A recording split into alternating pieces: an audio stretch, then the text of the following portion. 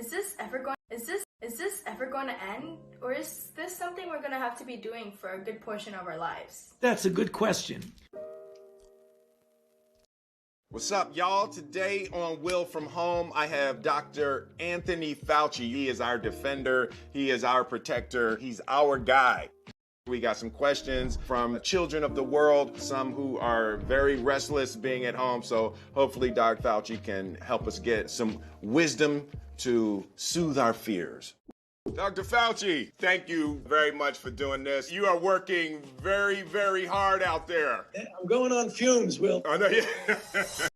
Can you speak briefly about the historical context of human beings interacting with viruses? You know, Will, it goes back to before there was even recorded history of plagues and outbreaks. They are unpredictable, they've occurred forever, and they will occur after we're gone. And now we have coronavirus.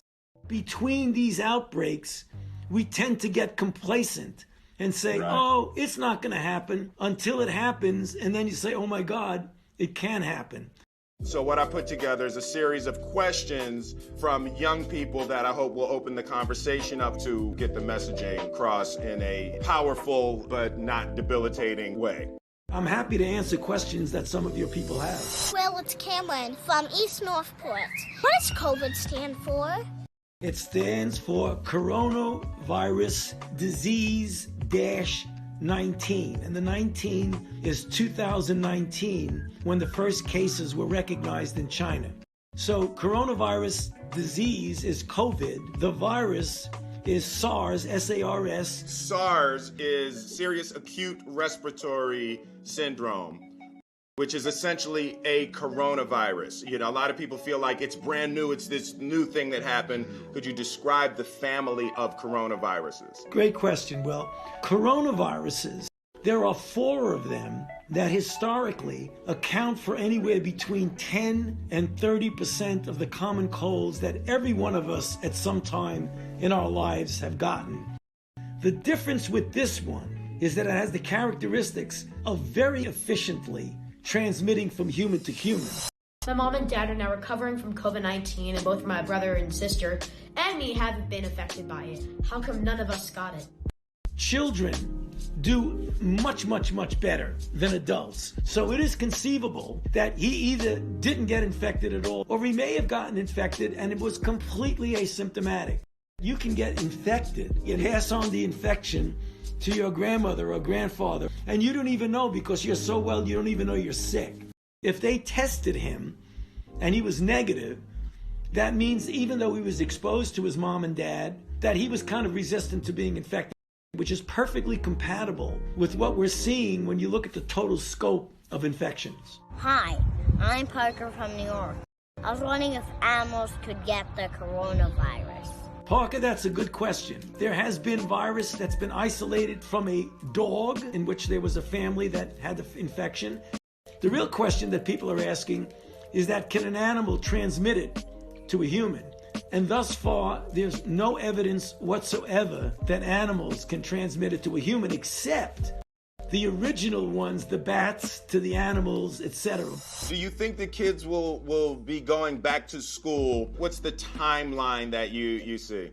That's totally dependent on what happens as to whether we get a rebound or not of the virus. And the factors you think that will be based on is the herd immunity that has developed in certain areas. So New York City, for example, could potentially be farther along than Chicago. Will, this is the only one that you got wrong. All right. It's partially correct.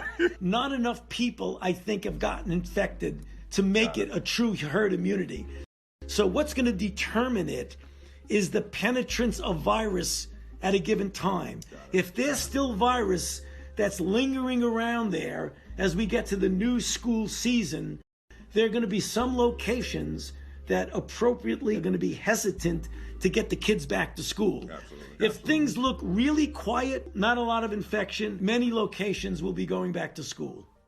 Hi, I'm Ava Allen. Can the tooth fairy still come if I lose my tooth? And can she catch the virus? I got to tell you, Ava, I don't think you need to worry about the tooth fairy. So when you get your tooth fall out, you stick it under the pillow, and I'll guarantee you that that tooth fairy is not going to get sick. That's beautiful. Thanks. What if my dad has to pass another kidney stone and there's no room to treat him in the hospital? Now, passing a kidney stone, that often can be handled at home. We are trying to avoid any elective surgery or admissions for a number of reasons. One, because hospital beds are at a premium because so many people are getting sick from coronavirus. The other is that the equipment that you put on when you go into an operating room can in fact be used up for things that can wait. There's been a predominance in the African American community. Is there a comprehension as to why that is? Yes, there is, Will. And it's, as is all situations associated with the disparities of health in minorities, particularly the African American community. And it's really terrible because it's just one of the failings of our society, is that African Americans have a disproportionate prevalence and incidence of the very comorbid conditions that puts you at high risk. Hypertension, asthma, obesity, diabetes. If you get infected, you're going to have a poor outcome. Any silver lining in this when it's all over is to focus a bright shining light on what disparities of health mean. My question is this ever going to end? Or is this something we're going to have to be doing for a good portion of our lives? I have confidence, guys, that this is going to end. I think this year has been obviously a bad year for us and for the whole world. I don't think it's going to go away completely. I think we probably will have a decline in cases as we get better control. And then I expect, since it's a very transmissibly efficient virus, as I mentioned to Will, that I don't think it's going to go away. But we are working on a vaccine, and I believe that when we have enough baseline immunity in the community, that this is something you're not going to have to worry about for the rest of your life. It's tough now, and it may be tough for another year, but this is something that will go away, I promise you. I think the comprehension of how the battle goes for people to understand is eventually the medical community develops a vaccine, and eventually we build up a biofortress. This particular time is the biggest reaction that humanity has had in a couple of generations. Well, the way you described it, Will, was perfect. I think I'm going to give you an honorary MD here. Hey, I'll take that, yes. From an MC to an MD. Dr. Fauci, thank you very much for your time. I appreciate you doing this. You are a spectacular detective and defender. Thank you very much. It's been real good being with you, Will. Thanks for all you're doing, too. Take care. I love Dr. Fauci. He is the truth. Thank you, guys. Deuces.